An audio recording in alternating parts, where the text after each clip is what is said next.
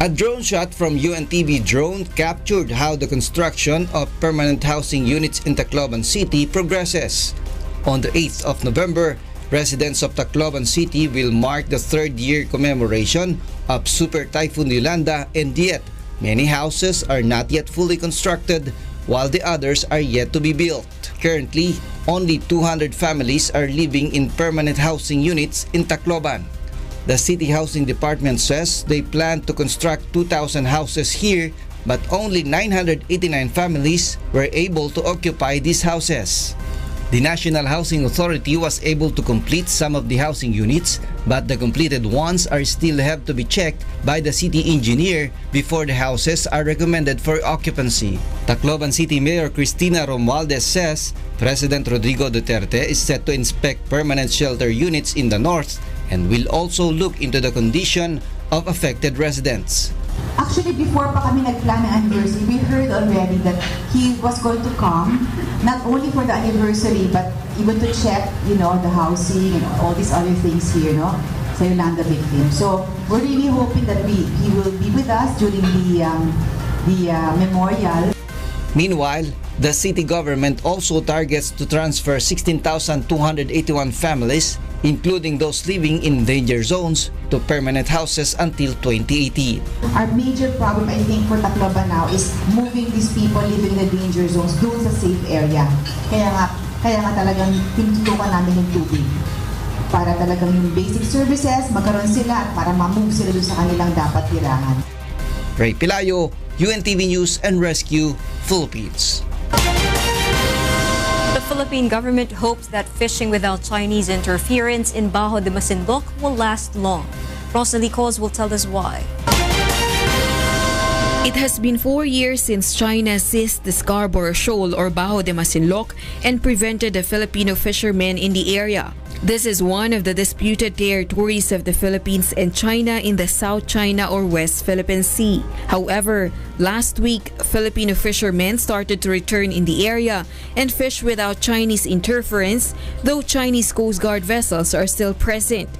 According to the Presidential Security Advisor and former Armed Forces of the Philippines Chief of Staff Hermogenes Esperon, the government hopes the situation will continue to become better. This is despite the absence of formal agreement between the two countries regarding the disputed territory. Also, no conditions have been set yet by China in exchange of allowing the Filipino fishermen in the area. We hope it will be for a longer time. Walang condition kasi wala pa tapos na. It's ongoing.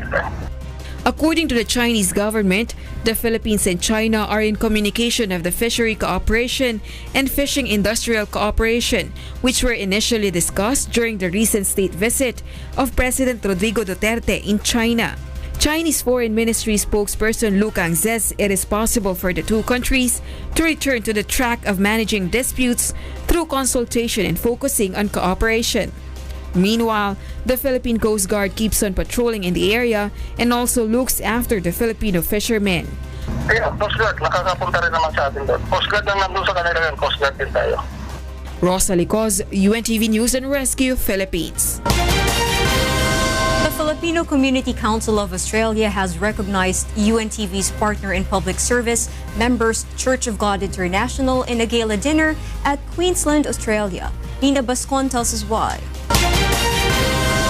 The Filipino Community Council of Australia or PhilCA gives recognition to outstanding groups and individuals for their contribution in community services. Ito rin ay isang magandang pagkakataon. Pagbibigay pugay sa kanila at saka para maging inspirasyon naman sila para sa mga kabataan. The Members Church of God International, New South Wales and Victoria chapters were among the recipients of the awards at the PhilCA National Conference 2016 held in Queensland, Australia on Saturday. UNTV volunteers who support all the advocacies of the group joined the awards night. MCGI Australia chapter is grateful for the recognition. Ito po ay isang inspirasyon na magtutulak po sa ating lahat na ipagpatuloy ang paggawa ng mabuti. Ito po ay gagawin natin dahil po sa advokasya ni Kuya Daniel at ni Brother Eli na ang paggawa ng mabuti ay hindi magbubunga ng masama. To God be the glory. At ito ay para sa karangalan ng Panginoon. Kaya lagi nating sinasabi, to God be the glory. Salamat sa Diyos. MCGI will continue to be a partner of UNTV in all its public services, even those held in different parts of the world. Amongst the many awardees, MCGI stands out as the only organization to have received a recognition for its relentless public services. Foreign Affairs Assistant Secretary Charles Jose assures that all 25 Filipinos residing in Norcia, where the epicenter was recorded, are safe. Jose says the embassy in Rome is awaiting full repair of roads before they transfer our compatriots from Norcia to Rome. As of today, some parts of Italy still suffer from shortage of power and water supply. A single parent's wish has now become a reality through UNTV's Munting Pangarap.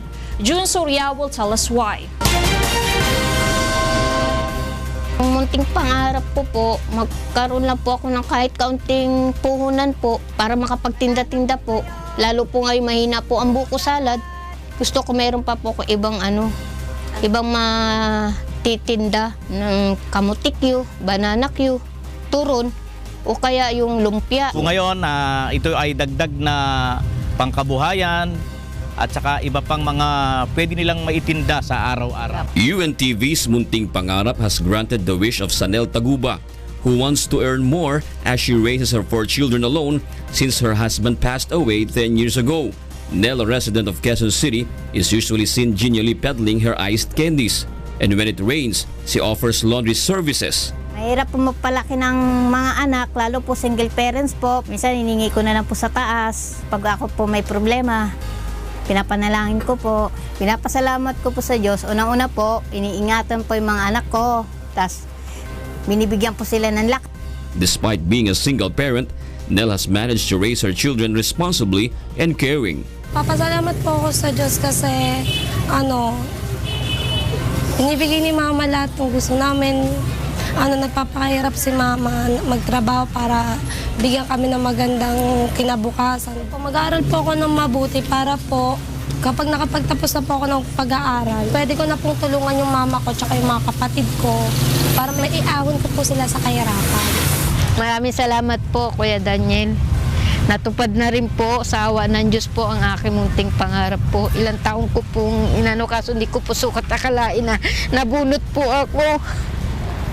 Hindi ko rin sukat akalain po na ganun po sa awa ng Diyos. Nabunot po yung aking munting pangarap na matagal ko na pong inasam-asam. Na hindi ko rin po sukat akalain na ganun po nangyari din sa akin. Kaya maraming salamat po sa inyo at sa mga staff po. At salamat rin po sa Diyos. Natupad na rin po. The UN Children Agency or UNICEF releases a study today which says that about 300 million children, or nearly 1 in 7 worldwide, live in areas with high levels of outdoor air pollution.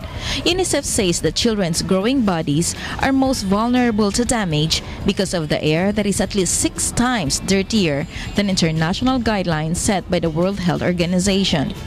The WHO estimates that outdoor air pollution caused by factories, power plants, and vehicles using fossil fuels killed 3.7 million in 2012, while UNICEF says it is a major contributing factor in the deaths of around 600,000 children under 5 every year, causing illnesses such as pneumonia. Of the total, 220 million lived in South Asia.